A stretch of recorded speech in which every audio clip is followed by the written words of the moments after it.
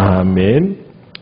우리 하나님의 말씀 창세기 24장 50절에서 60절의 말씀입니다.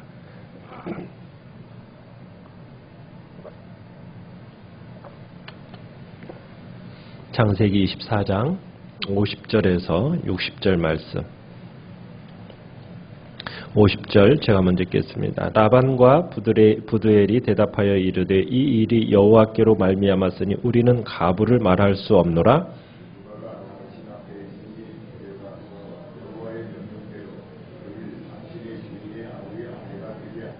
아브라함의 종이 그들의 말을 듣고 땅에 엎드려 여호와께 절하고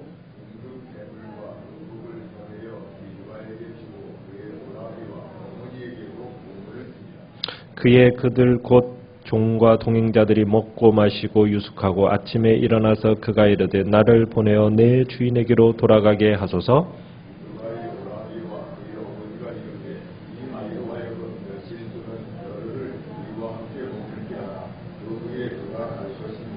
그 사람이 그들에게 이르되 나를 만류하지 마소서. 여호와께서 내게 형통한 길을 주셨으니 나를 보내어 내 주인에게로 돌아가게 하소서. 리브가를 불러 그에게 이르되 내가 이 사람과 함께 가려느냐. 그가 대답하되 가겠나이다.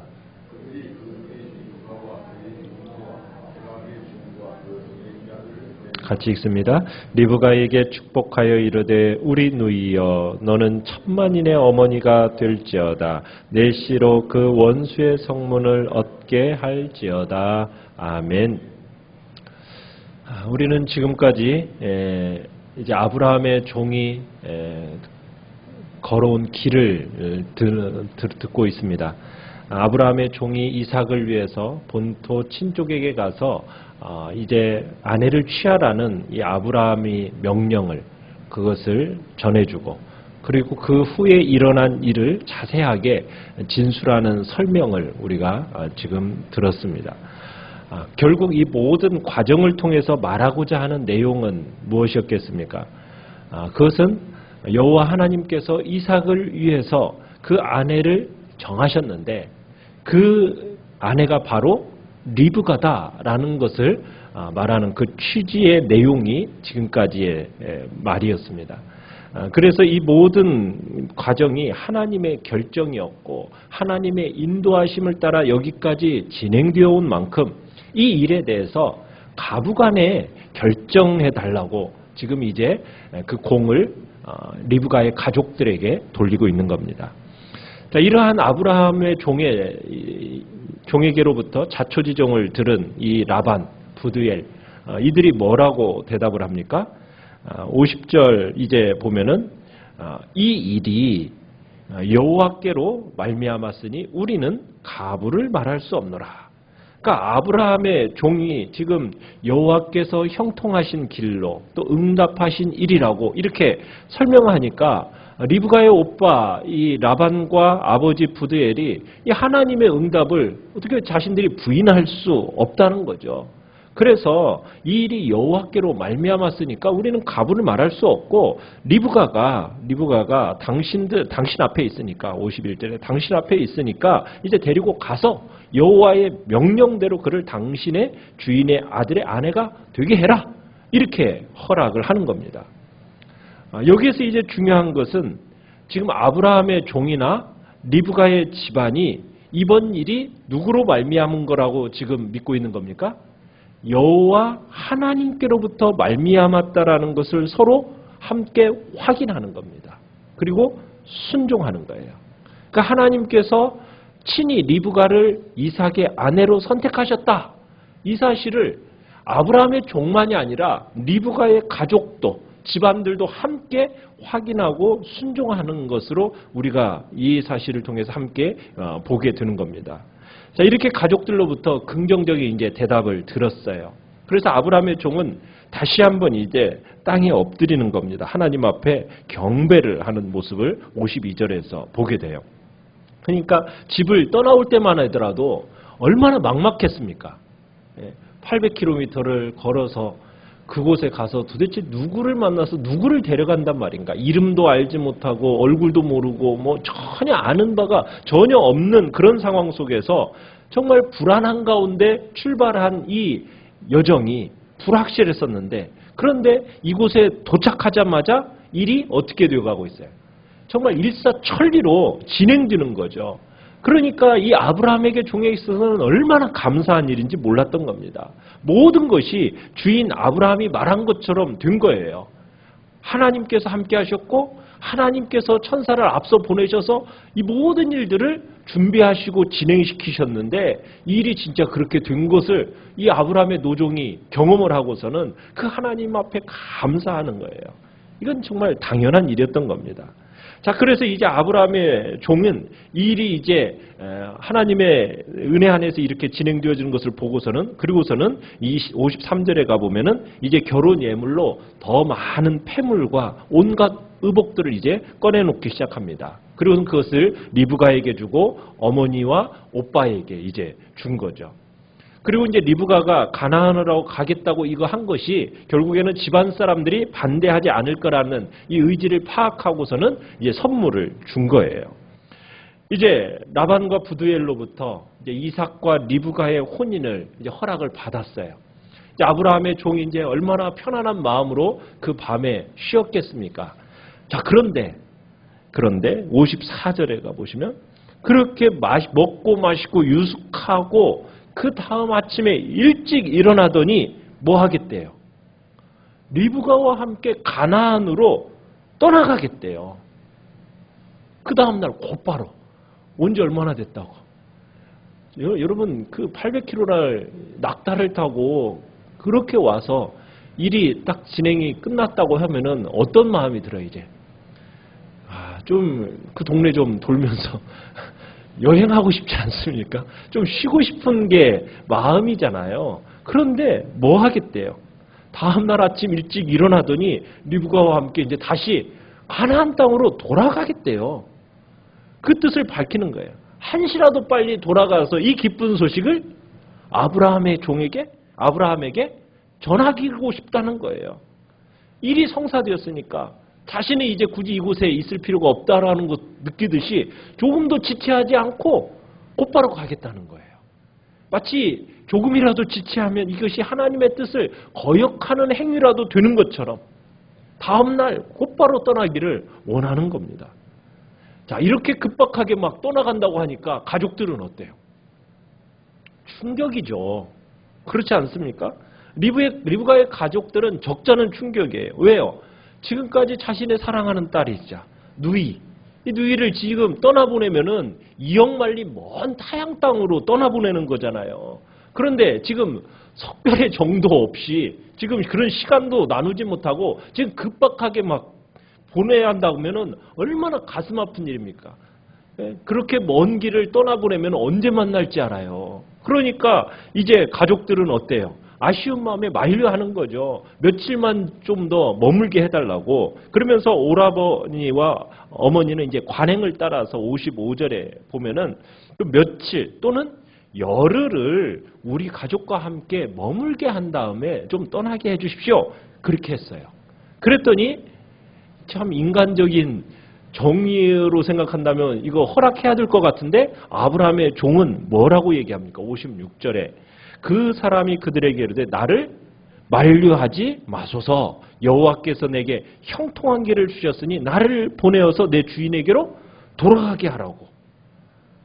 지금 리브가의 가족의 그 간곡한 설득에도 불구하고 당장 떠나게 해달라고 지금 강력하게 지금 희망하고 있는 거예요. 그러자 이제 가족들은 이제 리브가에게 이제 그 공을 돌립니다. 자, 리브가의 뜻이 어떤지 그러면 한번 알아봅시다 하고서는 57절에 이제 리브가에게 물어요. 불러서 이제 묻는 겁니다. 58절에 리브가를 불러 그에게 이르되 네가 이 사람과 함께 가려느냐? 딱 질문을 던졌어요. 자, 가나안으로 떠나자는 이 아브라함의 종의 요구 앞에 리브가가 어떻게 반응을 합니까? 즉시 떠나겠다라고 답변을 주고 있어요. 가겠나이다. 그러니까 리브가는 아브라함의 종의 조금은 무모한 듯한 이 가나안행의 이 요구에 대해서 조금의 주저함도 없이 즉각적으로 응하는 거예요. 이 리브가의 가겠나이다라는 이 대답은요, 굉장히 강력한 의지가 서려 있는 이 표현입니다. 그래서 이 리브가의 결단이 단호한 거예요. 자, 왜 어떻게 해서 이런 단호한 의지적인 이런 선택이 나올 수 있었겠어요? 그것은 바로 하나님의 그 놀라운 섭리 그리고 원대한 계획, 이것을 리브가가 인정한 겁니다. 그리고 그 하나님을 신뢰하고 리브가는 용기와 결단성을 가지고 지금 이런 대답을 하는 거예요. 결코 경솔한 행동이 아니라 하나님 앞에서 그 하나님의 섭리와 그 하나님의 그 원대한 계획을 인정하고 신뢰한 리브가의 용기와 결단성 있는 대답이 이 가겠나이다 라는 속에 함축되어 있는 겁니다. 자, 흔쾌하게 따라가겠다라는 리브가의 이 의사를 확인한 가족들은 이제 리브가와 그 유모를 아브라함의 종의 일행과 함께 떠나보냅니다. 그러면서 온 가족이 이 딸을 축복해줘요. 특별히 라반이 집안을 대표하는 가장으로서 누이 리브가에게 두 가지 복을 빌어주는데요. 우리 60절을 같이 한번 읽어보겠습니다. 시작. 리브가에게 축복하여 이르되 우리 누이여 너는 천만인의 어머니가 될지어다. 내 씨로 그 원수의 성문을 얻게 할지어다. 자, 여기서 두 가지 복을 빌어주죠. 첫째는요, 천만인의 어머니가 될지어다. 둘째는요, 내 씨로 그 원수의 성문을 얻게 할지어다. 여기서 내 씨로 그 원수의 성문을 얻게 할지어다. 이 표현은 어디에서 우리가 좀 들어본 표현 같지 않습니까? 이 표현은 창세기 22장 17절에서 아브라함이 독자 이삭을 드리고 나서 하나님께로부터 받은 축복의 말씀과 비슷한 내용입니다. 그러니까 하나님이 아브라함에게 주신 축복과 흡사하거든요. 그래서 이 문장을 통해서 리브가가 진정으로 하나님께서 예비하신 이삭의 아내감이라는 사실을 확인해주는 역할을 하는 게 또 이 문장이기도 합니다. 근데 우리가 여기서 이제 한 가지 이 리브가의 이러한 모습 속에서 우리가 한 가지 생각할 게 있습니다. 그게 뭐냐면 하나님의 선택과 관련된 한 가지 중요한 사실을 우리가 확인할 수 있는데요. 하나님께서 선택하신 자를 부르실 때, 그저 하나님께서는 그 선택하신 자를 어떤 기계적으로 부르시는 게 아니에요. 그 속에는 우리로 하여금 무엇을 요구하는 게 있습니까? 스스로 결단을 요구합니다. 결단을 요구하고 있어요. 그러니까 분명히 하나님의 선택된 아내죠. 리브가가 선택된 아내예요. 그러면은 그저 그냥 로봇처럼 이렇게 따라가느냐? 그게 아니라 리브가에게도 뭘 요구하는 겁니까? 결단을 요구하는 거예요. 결단을. 스스로 결단해서 본토 친척 아버지 집을 떠나서 그의 나라를 세우실 땅으로 떠나게 하셨다라는 이 사실을 지금 얘기하고 있는 거예요. 아브라함이 하나님의 부르심을 받았을 때에도 어떻게 합니까?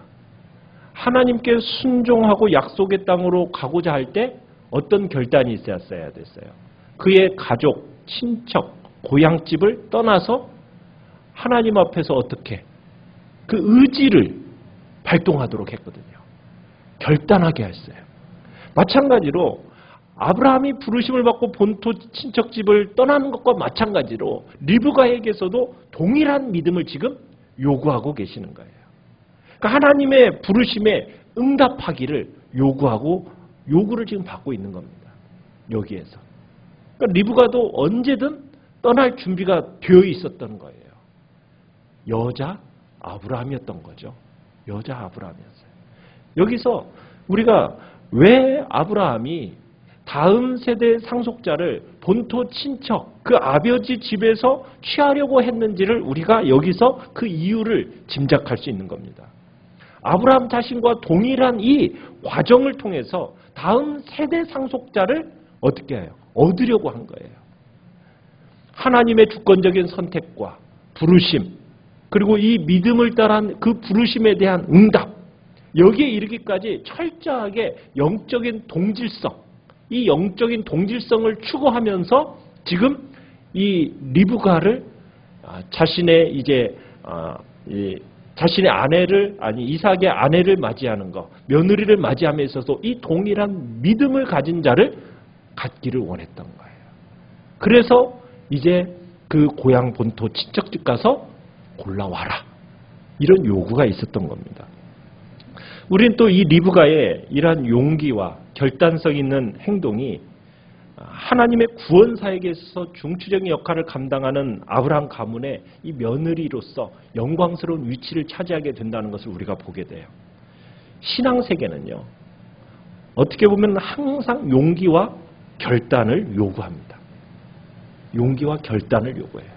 어떻게 보면은 모험적인 신앙이 요구되는 거예요. 아무것도 보이지 않잖아요. 그렇지 않습니까? 리브가가 간다라는 이 길, 뭐 이삭을 만나봤습니까?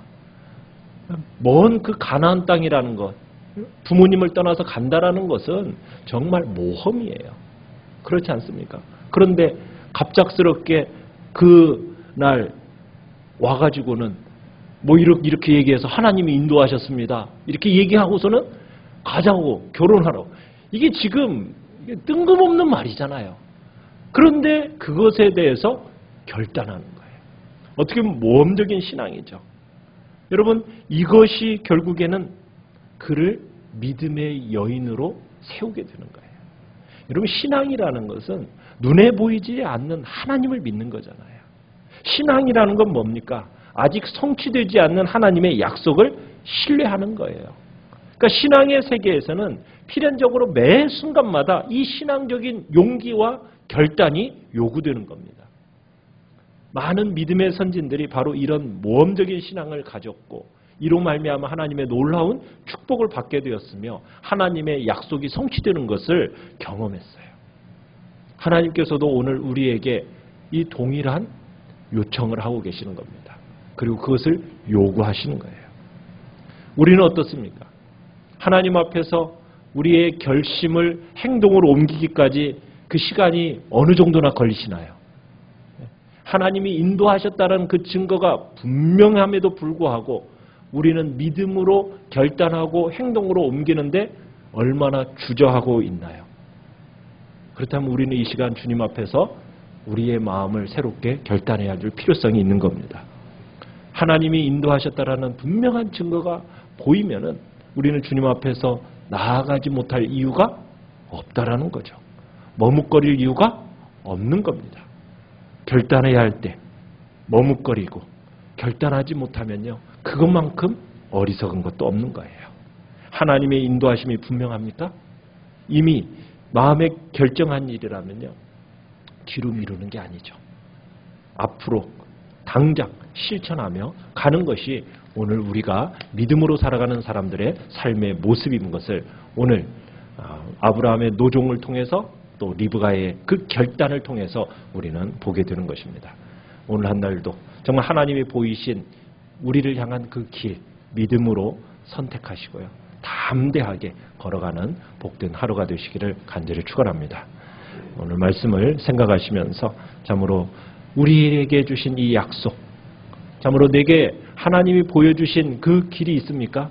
주저하지 마시고 머뭇거리지 마시고 결단하면서 담대하게 그 믿음의 길을 걸어가시기를 간절히 바랍니다. 이런 믿음으로 오늘 한 날 승리의 길을 걸어갈 수 있도록 위해서 기도해 주시고 또 이제 수요 오늘 예배 놓고 기도해 주시기 바랍니다. 그리고 우리 교회가 주의 은혜 안에서 또 든든히 세워져가는 복된 교회로 놓고 기도해 주시되 특별히 이번 주에 예결산을 위한 재직회를 놓고 기도해 주시길 바라고요. 그리고 이제 지금 탄핵을 놓고 이 나라가 굉장히 시끄럽지 않습니까? 이 나라 민족 하나님 긍휼히 여겨달라고, 이 땅을 하나님 선하게 정말 하나님 이끌어달라고 위해서 간절한 마음으로 기도합니다.